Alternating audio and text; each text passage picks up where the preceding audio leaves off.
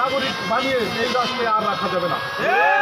এই রাষ্ট্রকে সর্বোচ্চ সুযোগ সুবিধা দেয়, সর্বোচ্চ রাষ্ট্রে কন্ট্রিবিউশন করি, কিন্তু আমাদেরকে বানিয়ে রাখা হয়েছে রাষ্ট্রের তৃতীয় শ্রেণীর নাগরিক।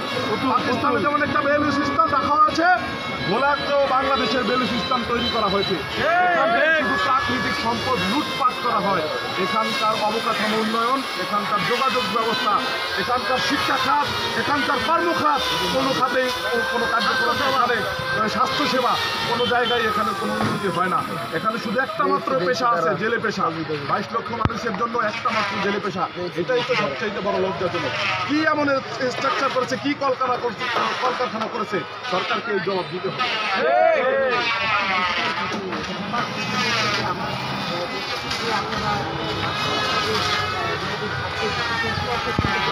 আপনারা ঢাকা গিয়েছেন, আপনারা আন্দোলন কর্মসূচি পালন করেছেন, আপনারা দীর্ঘদিন শাহবাগে অবস্থান করেছেন, কিন্তু সেখান থেকে আবার আপনারা ভোলায় ফিরে এসেছেন কেন? সেখানেই বা আপনাদেরকে কী ধরনের প্রতিশ্রুতি দিয়েছে বা কেনই আবার ভোলায় ফিরে নতুন করে আন্দোলন শুরু করেছেন?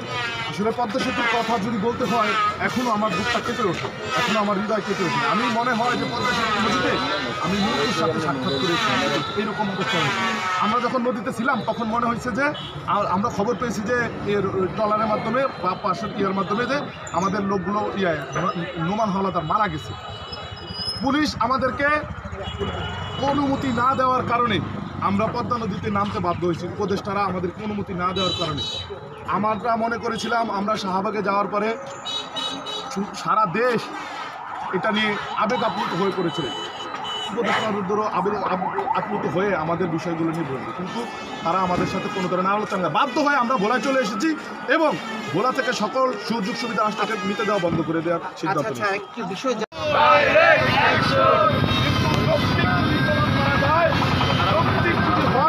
তাহলে আপনাদেরকে ভোলার দাবি দাওয়াগুলো আদায় করতে হবে।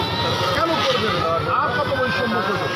ভোলার জনগণকে তৃতীয় শ্রেণীর নাগরিক বানিয়ে এই রাষ্ট্রে আর রাখা যাবে না। এই রাষ্ট্রকে সর্বোচ্চ সুযোগ সুবিধা দেয়, সর্বোচ্চ রাষ্ট্রে কন্ট্রিবিউশন করি, কিন্তু আমাদেরকে বানিয়ে রাখা হয়েছে রাষ্ট্রের তৃতীয় শ্রেণীর নাগরিক। পাকিস্তানে যেমন একটা বেলুচিস্তান রাখা হয়েছে, ভোলাতেও বাংলাদেশের বেলুচিস্তান তৈরি করা হয়েছে। শুধু প্রাকৃতিক সম্পদ লুটপাট করা হয়। এখানকার অবকাঠামো উন্নয়ন, এখানকার যোগাযোগ ব্যবস্থা, এখানকার শিক্ষা খাত, এখানকার কর্মখাত, কোনো খাতেই কোনো কার্যক্রম, এখানে স্বাস্থ্যসেবা, কোনো জায়গায় এখানে কোনো উন্নতি হয় না। এখানে শুধু